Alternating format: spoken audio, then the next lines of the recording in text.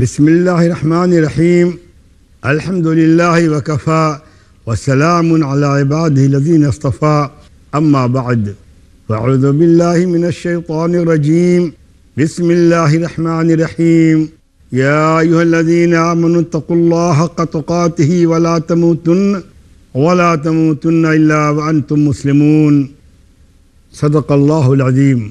معزز ناظرین، بزرگوں، عزیزوں، خواتین حضرات، اس وقت میری گفتگو کا موضوع ہوگا تقویٰ۔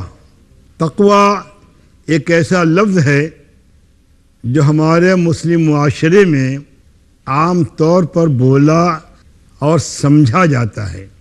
میں نے سمجھا جانے کا اس لیے استعمال کیا ہے لفظ کہ سمجھنے کے باوجود بھی اس کو سمجھا نہیں جاتا، مگر عام زندگی میں ہم کہتے ہیں فلاں شخص متقی ہے، فلاں شخص صاحب تقویٰ ہے۔ بڑے بزرگ نصیحت کرتے ہیں، سمجھاتے ہیں بھائی تقویٰ اختیار کرو۔ سوال پیدا ہوتا ہے تقویٰ ہے کیا؟ اگر مادی چیز ہے تو اس کی نشاندہی آسان ہوتی ہے، دکھا دی جائے، بتا دی جائے، برت لی جائے، تجربہ کرا دیا جائے، مشاہدے میں آ جائے۔ لیکن تقویٰ خالص روحانی چیز ہے، غیر مرئی چیز ہے۔ متقی کا رہن سہن تو مشاہدے میں آتا ہے، لیکن تقویٰ مشاہدے میں نہیں آتا۔ تقویٰ کے تعلق سے حضور پاک صلی اللہ علیہ وسلم نے ایک مرتبہ اپنے قلب اطہر کی طرف اشارہ کر کے فرمایا تھا التقویٰ ہا ہونا، التقویٰ ہا ہونا، التقویٰ ہا ہونا۔ تقویٰ یہاں ہے، تقویٰ یہاں ہے، تقویٰ یہاں ہے۔ یہ عجیب بات ہے کہ قلب ایمان کا بھی مرکز ہے اور قلب تقویٰ کا بھی مرکز ہے۔ اگر مرکز کو سامنے رکھ کے غور کیا جائے تو دونوں میں اتحاد معلوم ہوتا ہے، جبکہ تقویٰ الگ ہے اور ایمان الگ ہے۔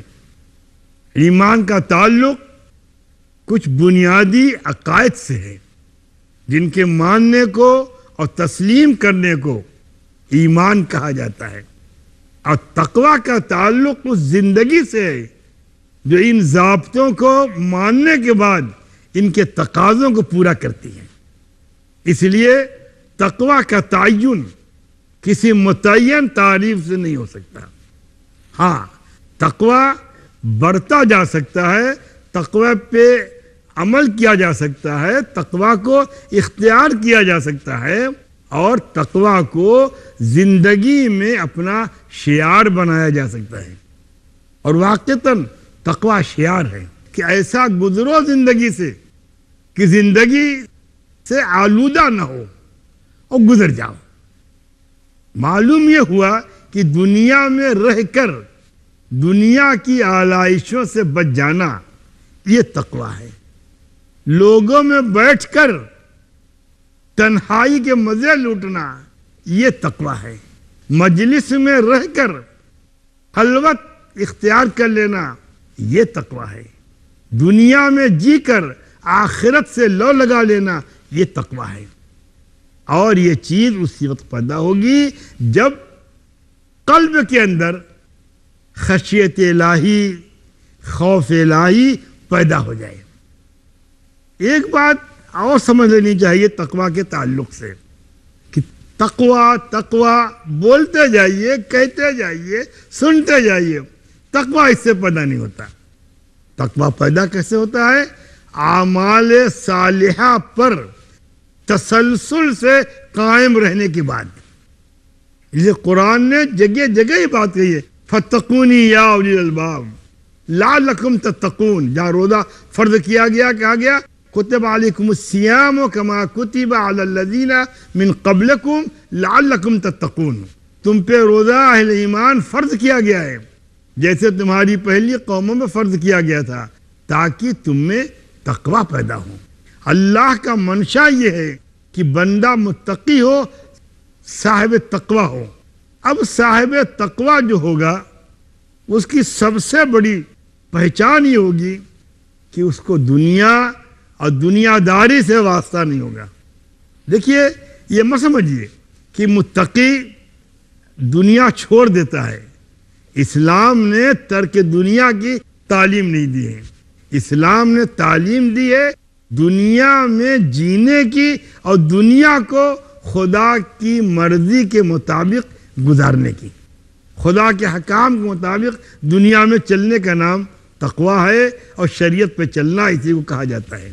شریعت اسلامیہ یہ احکام ہیں، کیونکہ بغیر احکام کو اختیار کیے ہم یہ نہیں کہہ سکتے ہم نے کسی نظام کو اختیار کیا ہے یا ہم نے کوئی زندگی اختیار کی ہے.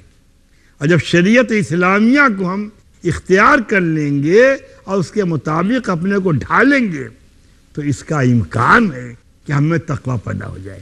اور بتاتا ہوں آپ کو کہ اہل علم تقویٰ کا ترجمہ ڈر سے نہیں کرتے، لحاظ سے کرتے ہیں. اللہ کے لحاظ پیدا کرو. دیکھیے میں آپ کو سمجھاتا ہوں، کسی چیز کا قانوناً اور شرعاً جائز ہونا اور ہے اور کسی چیز کا عمل میں آنا یہ اور ہے. جیسے مثال دے رہا ہوں میں آپ کو، ہم اپنے باپ کا لحاظ کرتے ہیں، ہم اپنی ماں کا لحاظ کرتے ہیں، ہم اپنی بہنوں کا لحاظ کرتے ہیں. تو بہت سی وہ باتیں جو دوستوں میں ہم کرتے ہیں جائز ہوتی ہے، ہم ماں باپ کے سامنے نہیں کر سکتے. ایسے جب اللہ کا تقویٰ ہوگا تو جو کچھ کیا جائے گا وہ اللہ کی مرضی کے مطابق کیا جائے گا، اس میں بندے کی مرضی کو دخل نہیں ہوگا. اسی لیے حضور پاک صلی اللہ علیہ وسلم نے فرمایا التقویٰ ہاں ہونا، کہ تقویٰ دل میں ہے. دنیا میں اصل برائی وہیں پیدا ہوئی ہے جہاں انسان شکار ہوا ہے میں کا، انا. عربی میں اس کو انا کہتے ہیں. اور سب سے پہلے یہ نعرہ لگایا شیطان نے. جب اللہ تعالیٰ نے شیطان سے کہا کہ میں نے فرشتوں سے کہا سجدہ کرو آدم کو، سب نے کیا تم نے نہیں کیا، تو شیطان نے فوراً کہا انا خیر منہ، میں اس سے بہتر ہوں. آج تک وہ انا چلا رہا ہے اور جہاں جہاں آپ کو یہ انا ملے گا وہاں آپ سمجھ لیجئے کہ خطرات کی گھنٹیاں تسلسل سے بج رہی ہیں، کیونکہ انا پایا جاتا ہے. انا انسان کو تکبر کی راہ پہ لے جاتا ہے. انا شیطان کا پسندیدہ لفظ ہے اور اس کے مقابلے میں شریعت اسلامیہ میں تواضع ہے، انکساری ہے، خدا ترسی ہے. شیخ سعدی علیہ الرحمہ جو بڑے مصلح گزرے ہیں اور بڑے شاعر گزرے ہیں، جن کی کتابیں درس میں شامل ہیں، انہوں نے اپنی ایک نظم میں بات کہی ہے تواضع کند ہوش مندے گزیں نہد شاخ پر میوہ سر بر زمین. کہ تواضع وہ کرتا ہے جو دانا ہوتا ہے اور سمجھدار ہوتا ہے، جس کے اندر کچھ معنویت ہوتی ہے، زندگی ہوتی ہے.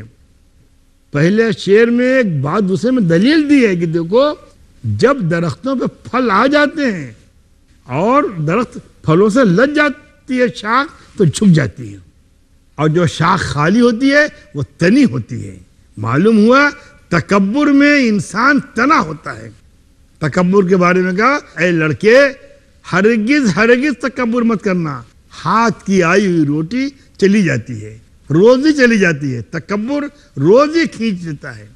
تکبر کے بارے میں آگے شیخ سعدی نے کہا تکبر بود عادت جاہلاں، تکبر نیایت صاحب دلاں.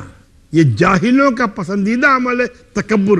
میں بڑا ہوں، میں بہتر ہوں. کوئی بڑا نہیں ہے، کوئی بہتر نہیں ہے. اصل چیز تواضع ہے. تواضع کے بارے میں حدیث پاک میں آتا ہے من تواضع للہ رفعہ، جو اللہ کے لیے تواضع اختیار کرے گا، جو جھکے گا اللہ کے لیے، اللہ اس کو اٹھائے گا.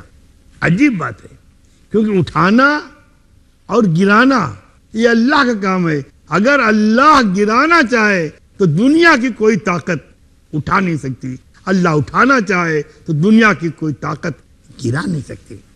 حضور پاک صلی اللہ علیہ وسلم نے ایک بار فرمایا تھا اپنے دین کے بارے میں کہ میرا یہ دین انشاءاللہ تعالی دنیا کے ہر کچے پکے گھر میں پہنچے گا. یہ تکبر کی بات نہیں تھی، یہ دین کی دعوت کی بات تھی. اور الحمدللہ دنیا کے ہر کچے پکے گھر میں اللہ کے رسول صلی اللہ علیہ وسلم کے دین کی آواز تو پہنچ چکی ہے. اب لوگ قبول کریں، لوگ قبول نہ کریں. آپ صلی اللہ علیہ وسلم نے اپنے اصحاب میں تقوی پیدا فرمایا تھا. آپ صلی اللہ علیہ وسلم نے اپنے اصحاب میں تواضع پیدا فرمائی تھی. تواضع کی میں آپ کو ایک مثال دیتا ہوں. مسلمانوں کے نظام جنگ میں خالد بن ولید ایک بہت اہم نام ہے، بہت ہی اہم نام ہے. اسلامی جرنلوں میں ان کا خاص شمار ہوتا ہے. انہیں عین حالت جنگ میں امیر المومنین عمر فاروق نے معزول کر دیا. تکبر کے بارے میں کہا، اے لڑکے ہرگز تکبر مت کرنا. ہاتھ کی آئی ہوئی روٹی چلی جاتی ہے، روزی چلی جاتی ہے. تکبر روزی کھینچ دیتا ہے. تکبر کے بارے میں آگے شیخ سعدی نے کہا، تکبر بود عادت جاہلاں، تکبر نیایت صاحب دلاں. یہ جاہلوں کا پسندیدہ عمل ہے تکبر. میں بڑا ہوں، میں بہتر ہوں. کوئی بڑا نہیں ہے، کوئی بہتر نہیں ہے. اصل چیز تواضع ہے. تواضع کے بارے میں حدیث پاک میں آتا ہے، من تواضع للہ رفعہ. جو اللہ کے لیے تواضع اختیار کرے گا، جو جھکے گا اللہ کے لیے، اللہ اس کو اٹھائے گا. عجیب بات ہے، کیونکہ اٹھانا اور گرانا یہ اللہ کا کام ہے. اگر اللہ گرانا چاہے تو دنیا کی کوئی طاقت اٹھا نہیں سکتی. اللہ اٹھانا چاہے تو دنیا کی کوئی طاقت گرا نہیں سکتی. حضور پاک صلی اللہ علیہ وسلم نے ایک بار فرمایا تھا اپنے دین کے بارے میں کہ میرا یہ دین انشاءاللہ تعالی دنیا کے ہر کچے پکے گھر میں پہنچے گا. یہ تکبر کی بات نہیں تھی، یہ دین کی دعوت کی بات تھی. اور الحمدللہ دنیا کے ہر کچے پکے گھر میں اللہ کے رسول صلی اللہ علیہ وسلم کے دین کی آواز تو پہنچ چکی ہے. اب لوگ قبول کریں، لوگ قبول نہ کریں. آپ صلی اللہ علیہ وسلم نے اپنے اصحاب میں تقوی پیدا فرمایا تھا. آپ صلی اللہ علیہ وسلم نے اپنے اصحاب میں تواضع پیدا فرمائی تھی. تواضع کی میں آپ کو ایک مثال دیتا ہوں. مسلمانوں کے نظام جنگ میں خالد بن ولید ایک بہت اہم نام ہے، بہت ہی اہم نام ہے. اسلامی جرنلوں میں ان کا خاص شمار ہوتا ہے. انہیں عین حالت جنگ میں امیر المومنین عمر فاروق نے معزول کر دیا. اور جنگ میں ابو عبیدہ بن جراح نے ان سے چارج مانگا کہ آپ معزول کر دیے گئے، چارج دیجئے. انہیں چارج دے دیا، لیکن اپنا کام کرتے رہے. کسی نے کہا ان سے کہ آپ تو معزول کر دیے گئے ہیں، یہ بے دردی، یہ بے جگری، یہ فریفتگی، یہ قربانی، یہ ایثار کیسی؟ بیٹھیے گھر پہ. کہنے لگے بیوقوف ہوئے ہو، اگر عمر کے لیے لڑتا تو دوسری بات تھی، میں تو اللہ کے لیے لڑ رہا ہوں، اللہ کے دین کی بلندی کے لیے میں کام کر رہا ہوں. مجھے کوئی کچھ بھی سمجھے، معزول کریں گے ترقی دیں. نہ ترقی سے خوش تھا، نہ معزول سے تکلیف ہوئی ہے. دیکھا آپ نے، یعنی تقوی کا مطلب ہی یہ ہے کہ انسان کا عمل اللہ کے لیے ہو. اب جب کوئی عمل اللہ کے لیے ہو جائے گا تو یہ بالکل نہیں دیکھا جائے گا کس میں ہمارا نقصان ہے، کس میں ہمارا فائدہ ہے. اس لیے ہمارے ہاں ایمان کے ساتھ عمل ہے، یہ صرف ایمان نہیں ہے. ہم جب اسلام کہتے ہیں تو اسلام کا مطلب ہے کہ زبان سے جو کہہ کر دل میں بٹھایا ہے اس کے مطابق ہم عمل بھی کر رہے ہیں. یعنی ہم عملی طور پر یہ ثبوت مہیا کرتے ہیں کہ ہم نے جن نظریات اور جن عقائد کو اپنایا ہے وہ رسمن نہیں ہے، وہ واقعتاً ہے. اسی لیے منافقین منافق کہلائے کہ ان کا عمل ان کی زبان سے ادا کیے ہوئے عقیدے کے مطابق نہیں تھا. اسی دوئی کا نام نفاق ہے. کہیں اس کو فسق کہا گیا ہے، کہیں اس کو فجور کہا گیا ہے. اور نفاق تو خاص لفظ ہے کہ منافقین نے جتنا نقصان پہنچایا ہے دین کو اس کا کوئی تصور نہیں کر سکتا. لیکن واللہ جو اپنی بات پوری کروانے والا ہے اور اپنی بات پوری کر کے رہنے والا ہے. اس نے اپنے دین کو ایسے ہی مکمل کیا محمد رسول اللہ صلی اللہ علیہ وسلم کے اوپر جیسے اللہ سورج کے سفر سے دین کو مکمل کرتا ہے. منافقین اب دشمنان دین کی تو باتیں چھوڑ دیجئے، خود اہل ایمان میں تقوی کا کتنا فقدان ہے اس کا اندازہ اس زندگی سے ہو سکتا ہے جس زندگی میں سب کچھ ہے سوائے خوف خدا کے. میں یہ بات بڑے درد سے کہتا ہوں کہ آج کسی بھی مسلم گھرانے میں جائیے، کسی مسلم مجلس میں جائیے، ایسا معلوم ہوتا ہے کہ سب کچھ ہے لیکن یہاں خدا کا عمل دخل نہیں ہے. جس دل میں خدا کا خوف نہ ہو، جس دل میں خدا کا احترام نہ ہو، جس دل میں خدا کی خشیت نہ ہو، وہ دل کیسا ہے؟ اور بڑی بے بضاعتی اور کمائیگی کی بات ہے کہ صاحب ایمان کے سرمائے سے تہی دامن ہو جائے. میں یہاں پہ ایک بات ضروری بتانا چاہوں گا کہ بندہ مومن کو ایسے ادوار سے گزرنا چاہیے جس میں خوف خدا ہو. سارے ذرائع موجود ہیں برائی کے، لیکن اس لیے نہیں کہ اللہ دیکھ رہا ہے. یہ آسان مرحلہ نہیں ہے. تجوری کھلی ہو، گھر میں کوئی نہ ہو، نوٹ دکھائی دے رہی ہو، غربت ہو، پیسہ اٹھانا چاہتا ہو، لیکن یہ احساس جاگ جائے کہ میرا اللہ دیکھ رہا ہے. یہ ہے تقویٰ، یہ ہے اللہ کے اوپر ایمان، یہ ہے وہ زندگی جو اہل ایمان کے اندر پیدا ہونی چاہیے. حضرت عمر فاروق رضی اللہ تعالی عنہ زمانے خلافت میں ایک شب دورہ کر رہے تھے، گھوم رہے تھے. ایک جھوپڑے سے آواز آئی، بٹیا بٹیا جلدی اٹھ، دودھ میں پانی ملا دے. تو بیٹی نے آواز دی بستر پر سے، اماں جان سوئیے، رات کا آخری پہر ہے، دودھ میں پانی ملانا کیسا؟ بڑا ملا دے، کچھ دیکھے گا نہیں. تو کہا امی جان، امیر المومنین کا حکم ہے کہ دودھ میں پانی ملانا گناہ ہے، منع کیا گیا ہے قانوناً. دیکھ لیں امیر المومنین کہاں ہے تو پانی ملا دے. انہوں نے کہا امیر المومنین نہیں دیکھے نہ دیکھے، اللہ تو دیکھ رہا ہے. حضرت عمر رضی اللہ تعالیٰ نے وہاں نشان لگا دیا، چلے گئے.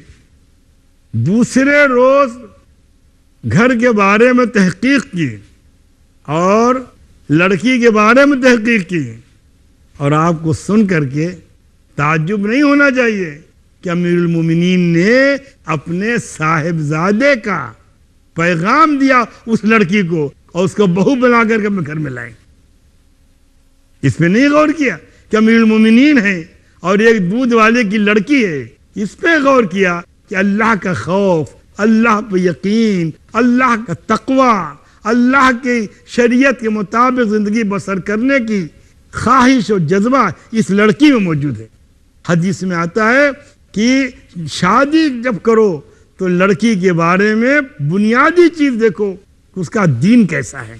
رشتوں میں دین دیکھا جاتا ہے، لڑکی والے بھی دین دیکھیں اور لڑکے والے بھی دین دیکھیں. اس لیے اگر دین دیکھا جائے تو کیا ہوگا بتاتا ہوں میں آپ کو. اسی لڑکی کی اولاد میں عمر بن عبدالعزیز رحمۃ اللہ علیہ پیدا ہوئے. وہ عمر بن عبدالعزیز جو خلفائے بنو امیہ میں وہ خلیفہ ہیں جن کی خلافت کو خلافت راشدہ کہا جاتا ہے، جنہوں نے خلفائے راشدین کی طرح حکومت کی ہے. وہ عمر بن عبدالعزیز کی جو اپنی عام زندگی خلافت سے پہلے اس طرح بسر کرتے تھے کہ لوگ عش کرتے تھے. ان کی خوشبوئیں ہندوستان سے جایا کرتی تھیں، جو بدن پہ لگاتے تھے ان کے طریات ہندوستان سے جایا کرتے تھے. لیکن جب وہ خلیفہ بنے ہیں تو ان کا حال یہ تھا کہ روزہ افطار کرنے کے لیے کسی دن گولر کے سوا دوسری چیزیں ہوتی تھی کہ روزہ افطار کرتے تھے. بیت المال کا ایک پیسہ بھی غلط جگہ خرچ ہونے نہیں دیتے تھے. ایک روز ان کا کوئی دوست ملنے آ گیا رات میں اور وہ کچھ سرکاری کام کر رہے تھے. دوست سے باتیں کرنے سے پہلے انہوں نے چراغ بجھا دیا اور باتیں کرنے لگے. دوست نے کہا امیر المومنین چراغ کیوں بچھا دیا؟ کہنے یہ چراغ سرکاری پیسے کا ہے، میں تم سے بات کر رہا ہوں، جب سرکاری کام شروع کروں گا تب میں استعمال کروں گا۔ یہ حکمرانوں کے لیے عبرت کی بات ہے، لیکن اگر یہ بات کہی جائے تو کہیں گے ارے وہ پرانے زمانے کی باتیں ہیں۔ میرے بھائی، نہ پرانا زمانہ نہ نیا زمانہ، ضابطے ہوتے ہیں، اصول ہوتا ہے۔ پہلے بھی بڑے بڑے خطرناک لوگ گزر چکے ہیں۔ قارون گزرا ہے موسیٰ علیہ السلام کی قوم کا، اس کی دولت کی کمی نہیں۔ شداد گزرا ہے، نمرود گزرا ہے، حامان گزرا ہے، فرعون گزرا ہے۔ آج تک فرعون کا ثانی پیدا نہیں ہو سکا۔ آج کسی کو گالی دیتے ہیں اور تو کہتے ہیں فرعون بے ساما، یعنی فرعون تو ہے لیکن سامان نہیں اس کے پاس۔ ایسا بولتے ہیں نا کہ بے تاج بادشاہ، بادشاہ تو لیکن تاج نہیں ہے۔ وہ فرعون تھا، آج فرعون کو بے سامان کہا جاتا ہے کہ وہی فرعون تھا ساز و سامان والا۔ تو یہ سوچنا، یہ فکر صحیح نہیں ہے۔ ضابطے ہر عہد میں ہوتے ہیں، قوانین ہر عہد میں ہوتے ہیں۔ اسلام تقوی اس لیے زور دیتا ہے تقوی کے اوپر کہ سادگی پیدا ہو، مسکینی پیدا ہو، خدا ترسی پیدا ہو۔ اور یہ مسکینی، یہ مت سمجھیے کہ یہ بڑی بری چیز ہے۔ مسکینی تو وہ ہے جو حضور پاک صلی اللہ علیہ وسلم دعا فرماتے تھے، اللہم احینی مسکینا وامتنی مسکینا واحشرنی فی زمرۃ المساکین۔ یہ آپ صلی اللہ علیہ وسلم کی دعا ہے، اے اللہ تو مجھ کو زندہ رکھ مسکین بنا کر، مجھ کو موت دے مسکینی کی حالت میں، اور مجھے اٹھا مسکینوں کے ساتھ۔ یہ ہے مسکینی۔ ہم نے اور آپ نے اپنی زندگی میں کچھ ایسے اصول وضع کیے ہیں کہ ہم کو لفظ مسکین سے دوری پیدا ہو گئی ہے، ہم کو لفظ فقر سے دوری پیدا ہو گئی ہے، جبکہ فقر وہ چیز ہے جسے محمد رسول اللہ صلی اللہ علیہ وسلم نے اختیار فرمایا تھا۔ آپ نے فقر کو اختیار فرمایا ہے۔ آپ کے لیے بہت آسان تھا کہ دنیا اختیار کر لیتے، آپ کے لیے آسان تھا کہ آپ دولت اختیار کر لیتے، لیکن آپ نے دنیا اختیار نہیں کی، دولت اختیار نہیں کی، فقر اختیار کیا، فقر اختیار کیا، فقر اختیار کیا۔ فقر میں خودی ہے، فقر میں بڑائی ہے، فقر میں انسانیت کی معراج ہے۔ فقر علی مرتضیٰ نے اختیار کیا ہے کہ جہاں میں نان شعیر پر ہے مدار قوت حیدری۔ وآخر دعوانا ان الحمدللہ رب العالمین۔